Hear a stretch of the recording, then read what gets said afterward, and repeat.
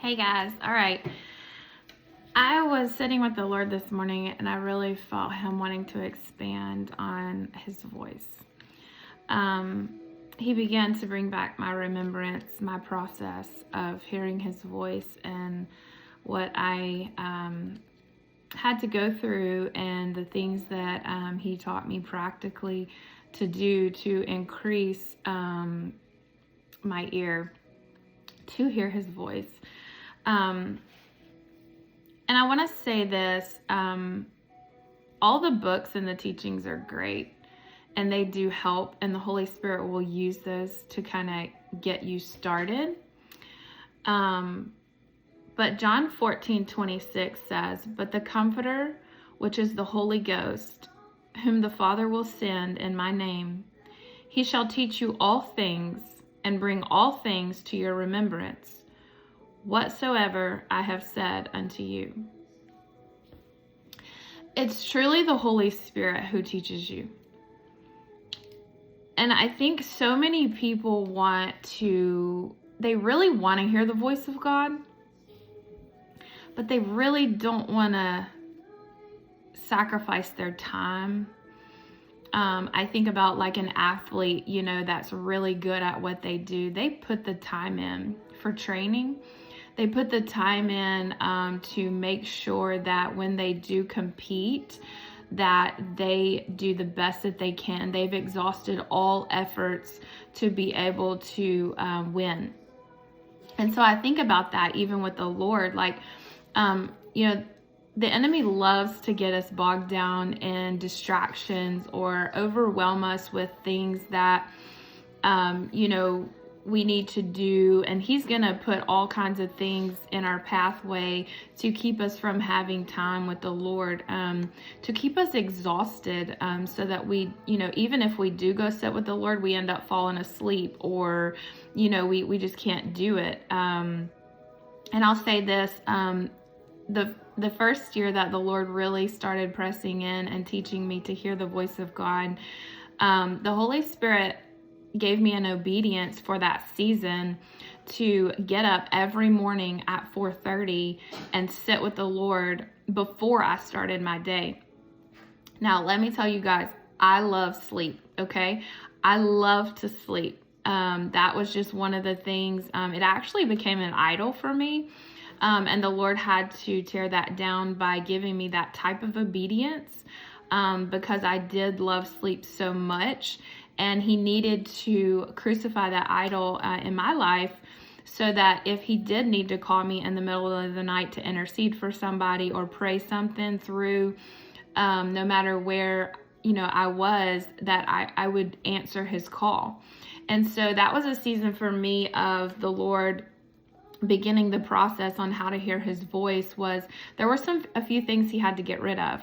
Again, I had an idol of sleep. So he had to crucify that in my life, and he gave me an obedience to teach me how to crucify that.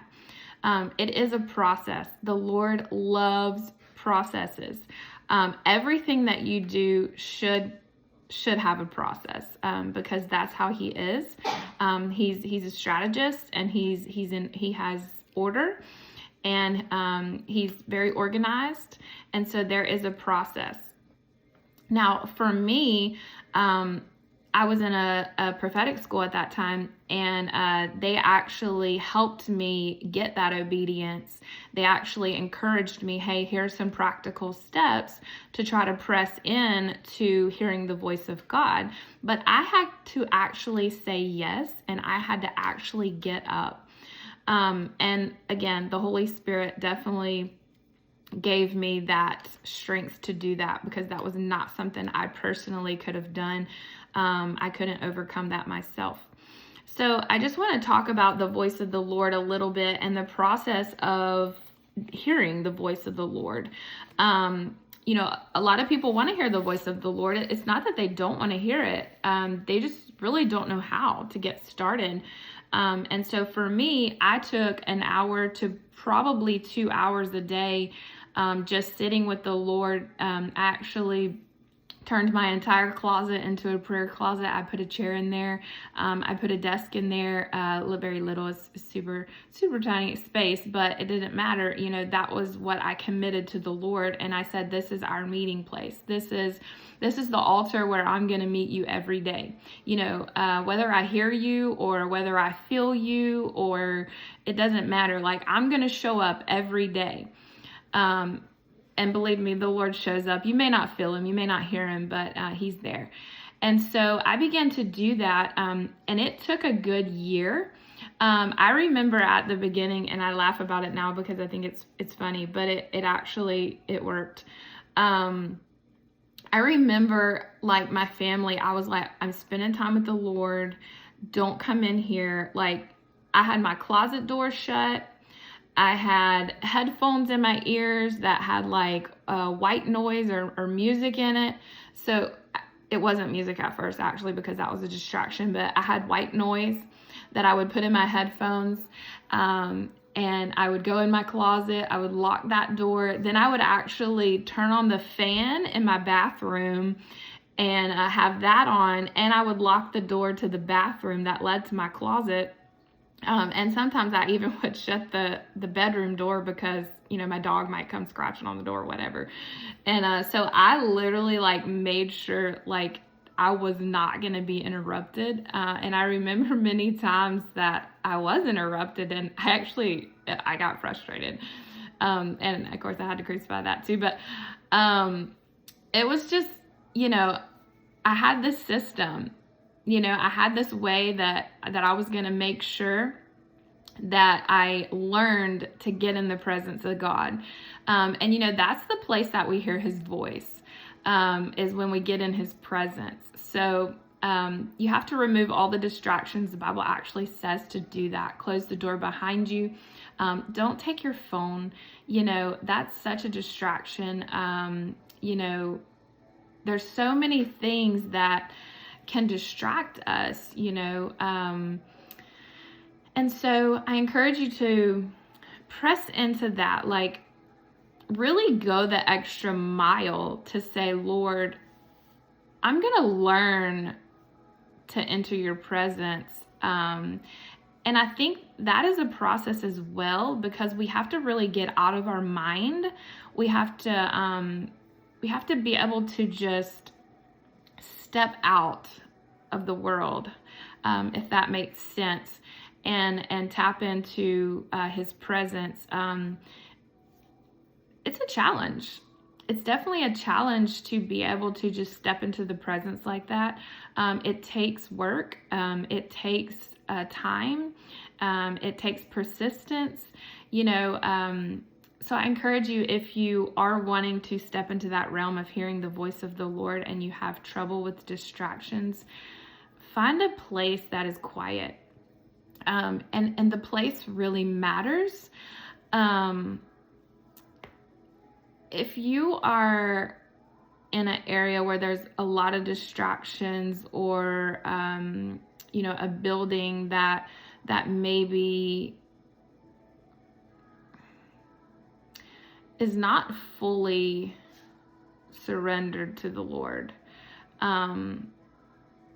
the enemy will try to hinder your process of stepping into that presence.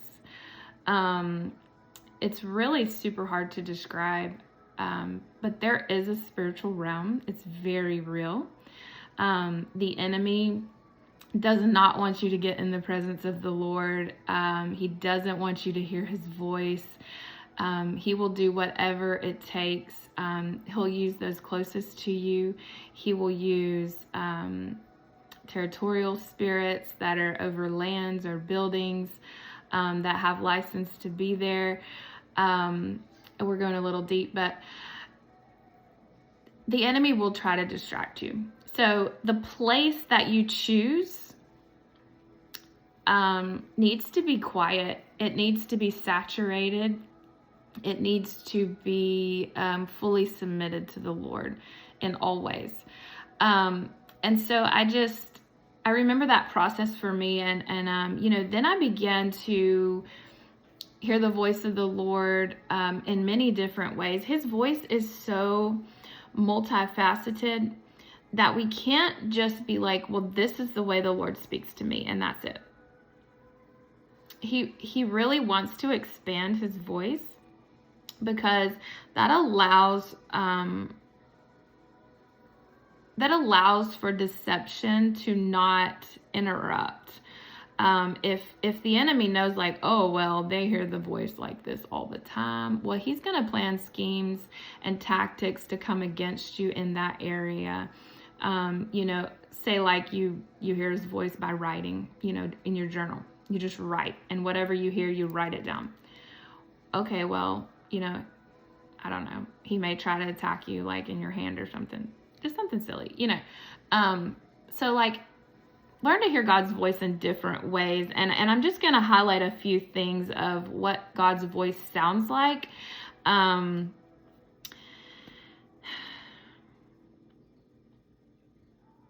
really feel like people, they tend to be lazy, and this is not to condemn you. It's just to call it out. It's just to bring light to it, because I did this too. But a lot of times I think we rely on our leader to be the voice of God. We rely on man's voice to be the voice of God. Now, it doesn't mean that man cannot speak and be the voice of God. It doesn't mean that. It just means don't rely on it. Don't rely on your direction, your correction, your conviction, your breakthrough, your whatever the word is you're seeking. Don't go to man first. I promise you, if you go to God first, you're not going to have to go to man. But the thing is you have to put in the time to be able to hear the voice of God. And yes, he'll use people to speak to you, if you can't clearly hear his voice, or if, the enemy's bombarding you with distractions or whatever. Like, yes, nothing hinders the voice of God speaking to you if he wants to. But I encourage you to press into learning to hear the voice of God for yourself. Don't go to your, the prophet, or, the pastor, or the teacher, or the Sunday school teacher, or, grandma, or whoever. Like, learn to hear the voice of God for yourself. Yes, those leaders, they love to help people. They love to give words from the Lord because, well, that's life. But there comes a point, like Paul says, that you need to stop drinking from the milk bottle, and I need to feed you meat. Like, there comes a point where you've learned to hear the voice of God for yourself, so you need to actually step into the place of a master and teach other people, that are coming up behind you. Like, don't stay in a spiritual state of being a toddler or a baby. Like, let's mature, let's increase, but like, want to have the pure voice of God in your own life. Like, don't wait on your pastor to tell you what the Lord's saying for you in that week, in that season, in that whatever, because then you have to get through,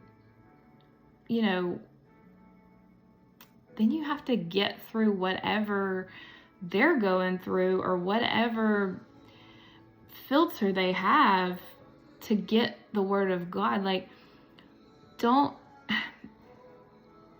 Lord explained it to me one time, like, get your own food. Like, don't get previously digested food like a mama bird that's already been chewed up and spit out. Like, most of the nutrition is gone already. Like, get the pure living water for yourself. Like, don't Don't rely on someone else to feed you. Get in your prayer closet, get on your face and want to hear the voice of God for yourself. Like, we got to stop eating already chewed up food. It doesn't mean it's bad. You still live. Like, you still, the baby birds still make it. But like, eventually they fly out of the nest and they go get their own food. That's just for a season to get you grown up to where you can rely on yourself. Eventually you turn 16 and it's time to drive by yourself. It's time to grow up. It's time to get a job. It's time to get your own place, like move out, like let's do this in the spirit. But we actually have to want to hear the voice of God for ourselves. We have to so desire the pure living water and not water that, everybody else has already been through. That's muddy. That's, it doesn't mean it doesn't bring life, but let's hear the voice of God for ourselves. Yes, prophets give great words. They do. The Old Testament prophets, they heard the voice of God and they helped the people. Now a prophet should teach you to hear the voice of God because they know what it sounds like. They should be teaching you how to hear the voice of God for yourself. Hey, no, that's not what God sounds like.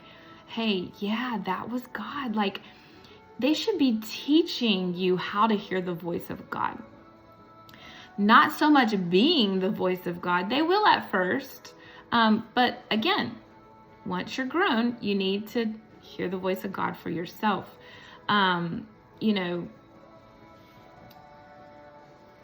We've got to stop. And the Lord says this, and I really hate this word, but it's so true. We've got to stop prostituting the gospel. We've got to stop relying on man to be our Jesus. Like, we have to meet Jesus for ourselves. We have to want to hear his voice. And his voice comes in many different ways. There is a grace for somebody who is learning to hear his voice. But there comes a time where, the voice of God might come in different ways. And it's super important in these end days for us to hear the voice of God for ourselves. Some of the ways that I looked up in scripture of what God's voice sounds like. Deuteronomy 4:33. Has any nation ever heard the voice of God speaking from fire, as you did and survived? His voice can feel like fire. Fire's hot. If you touch fire, it burns. Let his voice sound like fire if it wants to. Ezekiel 10:5. The moving wings of the cherubim sounded like the voice of God, Almighty, and could be heard even in the outer courtyard. Wings. The flapping of wings. I don't know if you've ever heard a hummingbird. It's like a humming. If you've ever been around a big bird that started to flap their wings and the wind, and you could hear it, like, it says that it sounded like the voice of God. 1 Kings 19:11. This is where it came as a windstorm. It was still the presence of God. He wasn't in it. But it doesn't mean that it wasn't an aspect of God. It came as a windstorm. Earthquake. 1 Kings 19:12. Earthquake, fire, a gentle whisper. He comes in many different ways. Don't put a box on God's voice. Let it sound like whatever you need. Like, God knows what you need. He knows if you need fire. He knows if you need an earthquake to shake you off your platform or whatever, or your high horse. He knows if you need a gentle whisper. Psalms 29:4, the voice of the Lord is powerful. The voice of the Lord is majestic. Psalms 29:7, the voice of the Lord strikes with bolts of lightning. I have had a minister pray for me before, and I thought I got struck by a bolt of lightning. I'm telling you, yes, that was the voice of God. And it gave a command to my spirit without even saying anything. That's the voice of God. We've got to get out of the voice of God sounds like my voice talking to you now. Yes, it does. But his voice is so multifaceted. I mean, you know, I could be sitting here right by my window today and have a hummingbird, you know, come up to me, and I would know that that's the voice of God, because hummingbird is very special to me. It's a love language that me and the Father have about hummingbirds, because that's something that I truly love. You know, it represents that, you know, he's with me, that he is hovering over me, you know, bringing nectar. You know, there's many things that you could get out of that. Like, I know that that's the voice of God. One day, you know, I was walking, and, you know, I said, Lord, I don't hear your voice. I don't hear you saying anything, but your word says that you'll never leave me. You'll never forsake me. So even if you're not saying anything, I know that you're here. And a few seconds later, I look over, and on the fence post, there's two bluebirds sitting side by side. Okay, first of all, bluebirds aren't very common around here, much less two sitting. For me, that was the Lord telling me, hey, I'm here.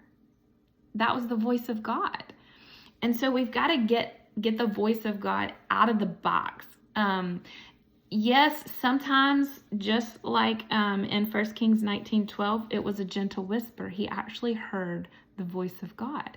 You hear that from within, because you carry the Holy Spirit, who is the voice of God. And so he will speak to you from within and give you instruction. The voice of God can just be an inner knowing. You just know. Like, I have a friend that she doesn't even have to say anything, but when I see a picture of her, or I am around her, I just immediately am filled with joy. And she speaks without even speaking. Like, and we have to understand that that is who God is. Like, that's his voice. Like, let his voice be whatever it wants to be. Let it speak to you through the word. Yes, it can speak to you through man, but let it speak to you through nature and an inner knowing, or, you know, I mean, he could speak in so many different ways. Like, you know, if I go into a room or I'm somewhere and immediately I feel nauseous, I know that's the voice of God speaking to me, saying, hey, there's a demonic presence here. I need you to cast it out. But I didn't hear him say that. I just know that. Like, I know that when he prompts me in that way, that he's given me an instruction that I am to partner with him. He's showing me something. He's telling me something, but he's speaking through a nauseous in my stomach. I mean, does that make sense? Like, let God speak however he wants. And I'll just say that some of these things I'm sharing are for those who, need to expand on his voice. If you're a baby Christian and you're just learning to hear his voice, he's not going to overwhelm you with all those things, okay? He's going to just speak to you through the word. He might speak to you through music. Eventually, the more you press in to being able to get out of your mind, get out of the natural and step into the presence of God, when you begin to step in to the Holy of Holies, that's where you hear his voice. So learn to get in the presence first, and then you will begin to hear him speak. And then after that, he will begin to expand his voice in so many different ways. Somebody can be walking down the street and have a shirt on that says Jesus loves you. You read that, well, that's Jesus talking to you. Hey, I love you. Just want you to know. Just want to remind you, I love you. That's the voice of God. Let's don't get so logical. Let's don't get so just break the box open. I could talk about this for days because it's so multifaceted that it would take many, many days and hours to preach on it. But we have to get so hungry for the voice of God, because how can you follow him if you don't know his voice? Whatever it takes, pay the price to hear his voice for yourself, to get that living water for yourself, not a hand-me-down, not something already chewed up. The Lord is breaking right now. I feel it in my spirit. He is breaking open his voice to your ears. Lord, I just call your voice forth. Father, right now, I feel this so strong in my spirit. Right now, I call deaf ears to open. Spiritual deaf ears, open now in Jesus' name. I feel that so strongly in my spirit. Every spiritual sense, I command you to come into alignment with the Spirit of the Lord right now in Jesus' name. Eyes open now in Jesus' name. Spiritual eyes. These are spiritual eyes the Lord is opening right now in Jesus' name. Ears are open. Eyes are open. Hearts are open now in Jesus' name. Receive this. Receive this right now in Jesus' name. If you want to hear the voice of God for yourself, you're tired. You're saying, Lord, I'm tired of being deceived. I'm tired of relying on man. I'm tired. I want to hear you for myself. I don't want secondhand, Lord. I don't want secondhand. I want to hear the voice of God for myself like Moses did on the mountain. I want to sit with you for 40 days and get instruction. I don't want to be like the Israelites and say, no, take your voice from me. It's too strong. No, I want more, Lord. More. I want to hear your voice more. Take me deeper into your voice. Take me to every single multifaceted aspect of your voice, Lord. Take me there. But no, it's a process. It's a process. Don't give up. Don't give up. Don't give up in the waiting. Trust the Lord. He is faithful. He wants people. He's tired of talking to people through their pastor. He's tired of talking to people through the prophet. He's tired of talking to people through, man. He's like, I just want to talk to me and you. I just want to tell you my secrets.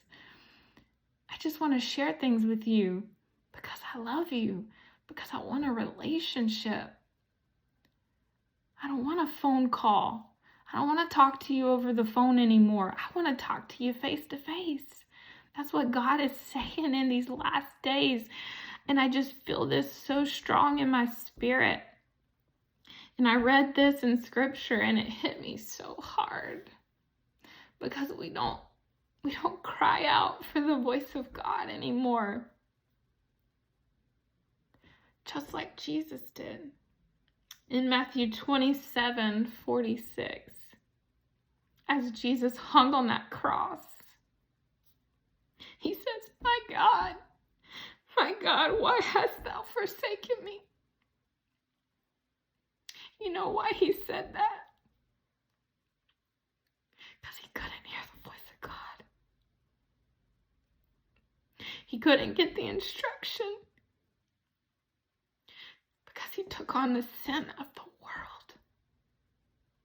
He paid the price. He paid the price so that the Holy Spirit could come, the very voice of God, and dwell within us so that we would never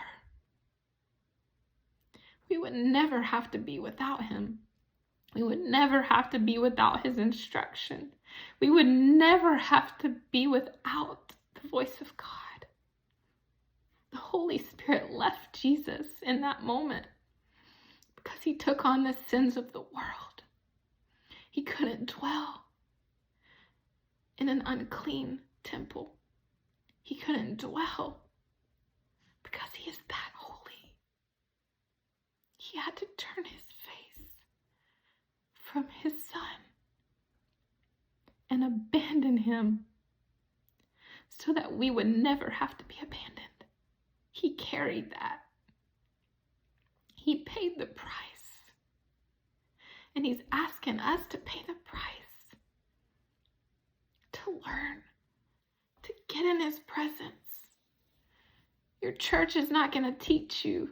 Well, actually, they should teach you how to get into the presence of God. But don't let them always be the door. Get your own door. Get your own door. Let the presence, step into the presence of God in your house Monday through Saturday, and Sunday, step into it at church if you want. But why can't we have the Holy of Holies right in our house? Why do we have to go to church to step into the presence of God? No, that's not it. That's for babies. You should walk. Eventually, you should walk in the Spirit. You should walk in the presence of God all day, every day. All day, every day. You should never leave it.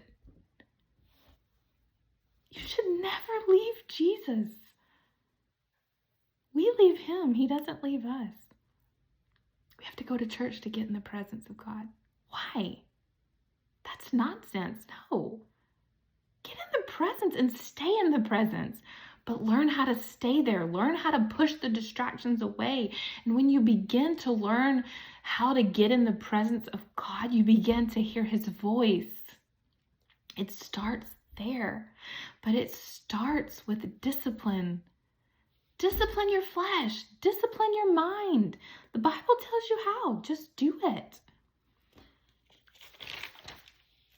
Jesus was heartbroken because he couldn't hear the voice of God. He says, my God, why hast thou forsaken me?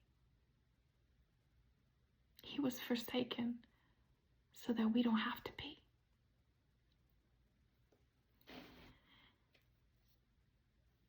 John 10:27-29 says, my sheep listen to my voice. How can you listen to the shepherd's voice if you've never been around the shepherd?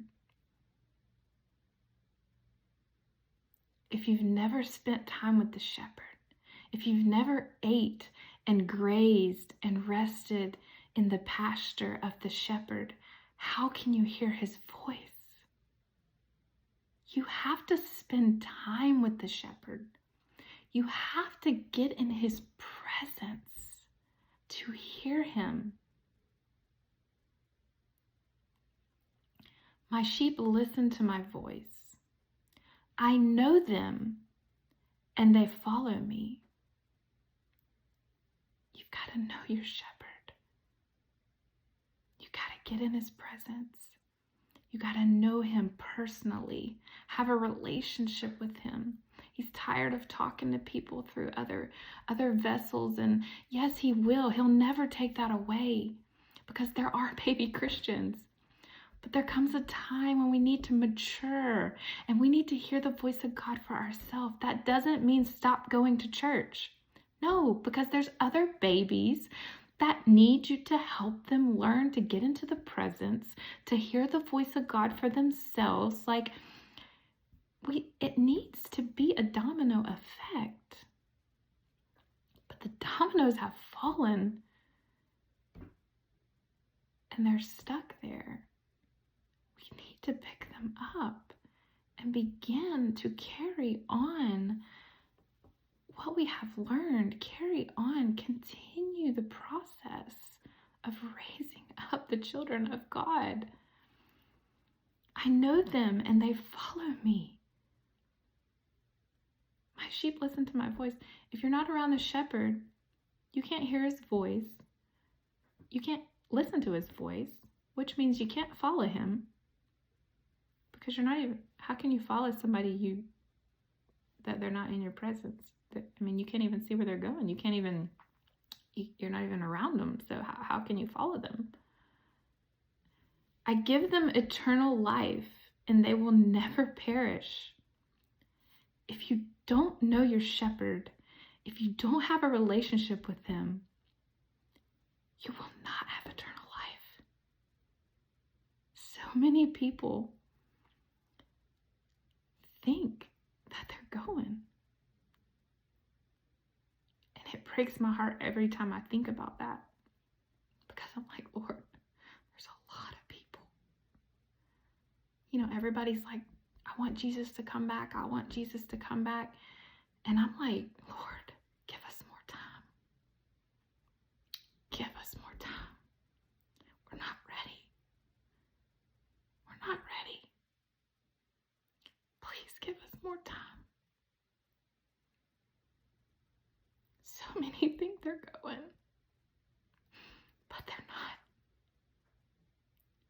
They'll hear those words, depart from me. I never knew you. We're not ready. Our loved ones are not ready. I want to be with Jesus too. But that's selfishness. If I want to leave all these people that aren't ready just because I want to be with Jesus.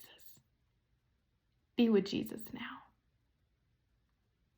Die to self and realize that you praying for Jesus to come back and saying, Lord, I want to be with you. I'm ready to go. Lord, take me. That's selfishness. That's the truth. Because we're not ready. The church isn't ready. There are so many people that think they're going. They don't know him. They know about him. They know what religion's told them about him. They love who God is, but they don't love God because they don't obey his commandments.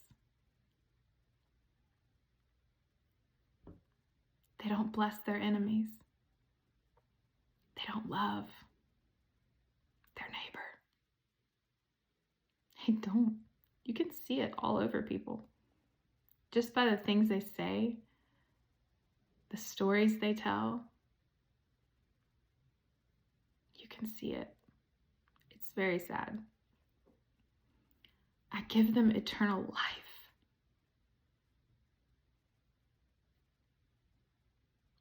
And they will never perish.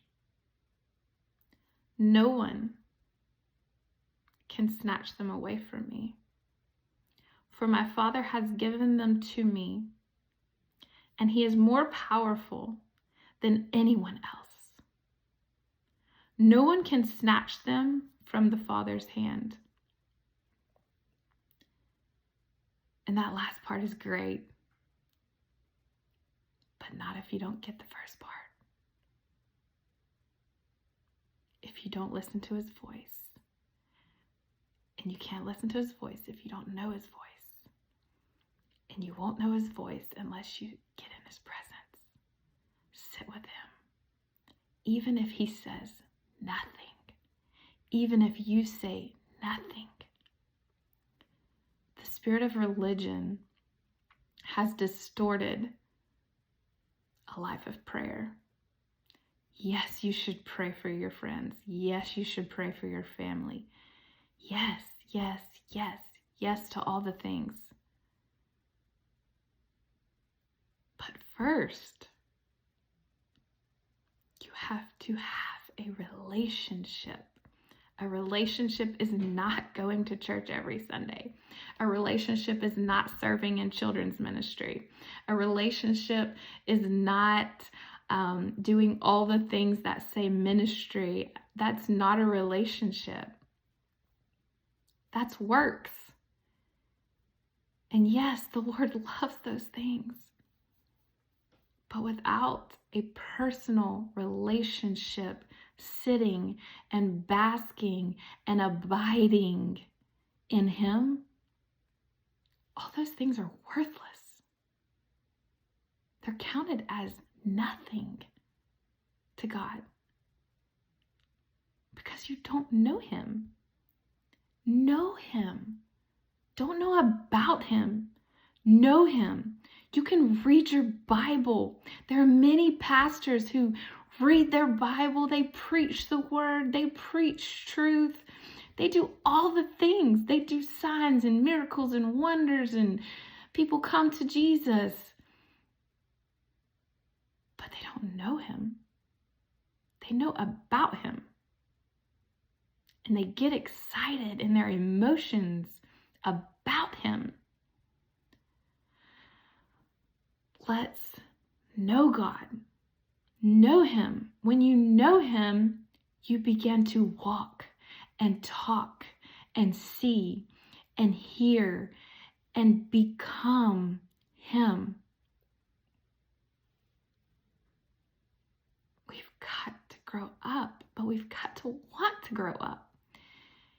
You know, as adults, we're like, we wish we could be children again because we didn't have to worry about anything. We just relied on everybody else. There's so many that do that spiritually. You rely on someone else to feed you. You rely on someone else to tell you it's time to go to bed. You rely on somebody else to pay the bills. You rely on somebody else to provide for you. Stop it.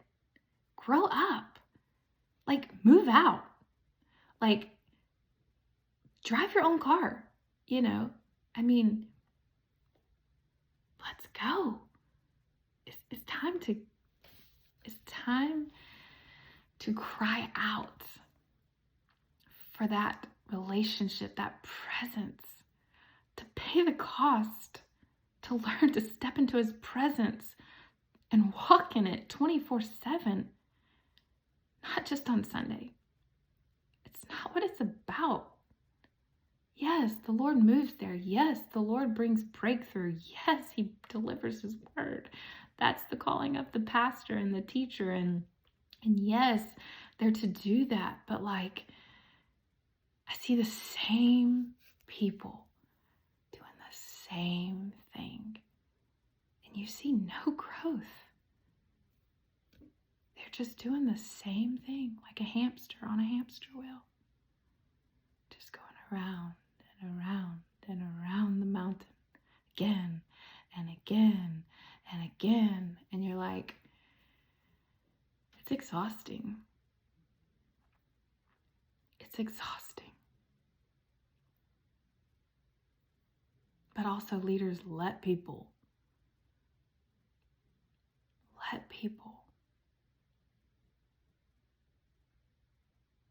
Let people mature.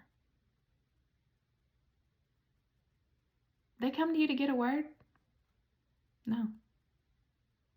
Because I promise you, there's a lot of people, they come to me to get a word. And I say, Lord, you got a word for them? And he says, nope. I already told them what to do. Tell them to come sit with me.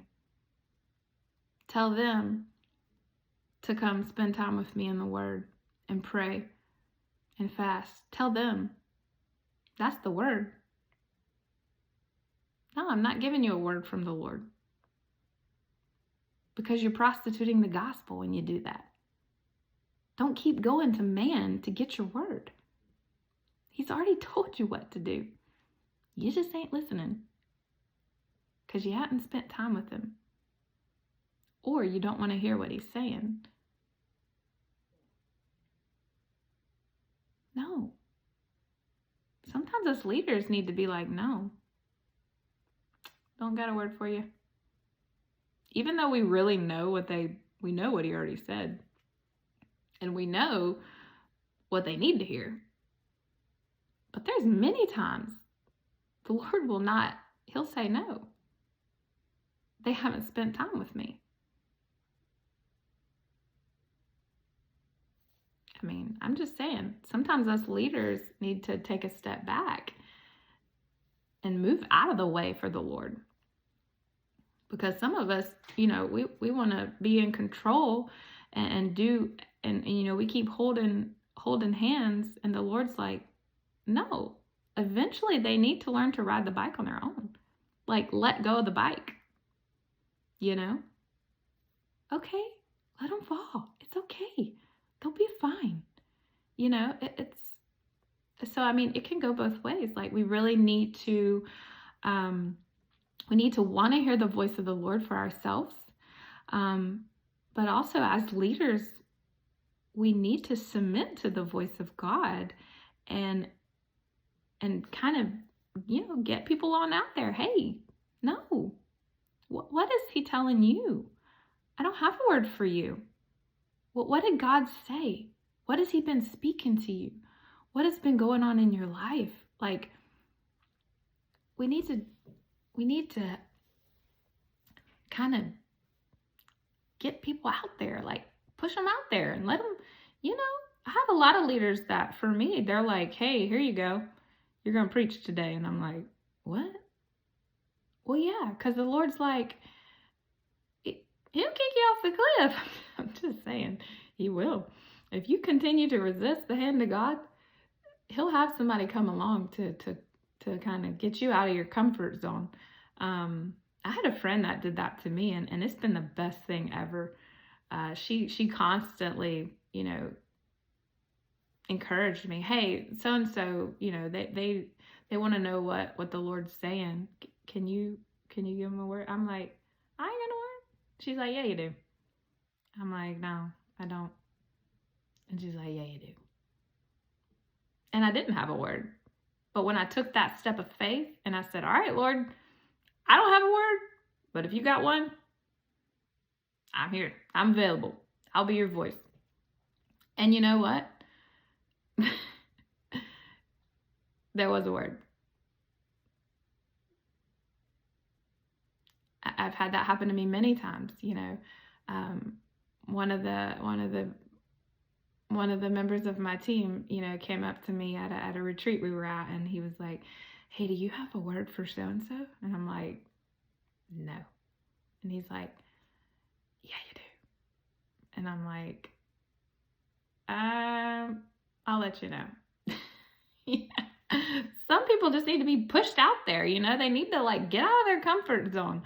And come to find out, the Lord had already given me the word. He just gave me a Bible verse and earlier that day, and I was like, but the Holy Spirit reminded me. He was like, you do have a word, and he quoted me the scripture, and I was like, well, okay, I guess I'll just tell her the scripture. I don't really know what you're saying, but I could just go. And so literally, when I took a step out to, give that word, I mean, this lady got so much breakthrough, uh, but the point is there's some people that need that little nudge to get out there, and as leaders, we can't be scared that they're going to say the wrong thing or do the wrong thing.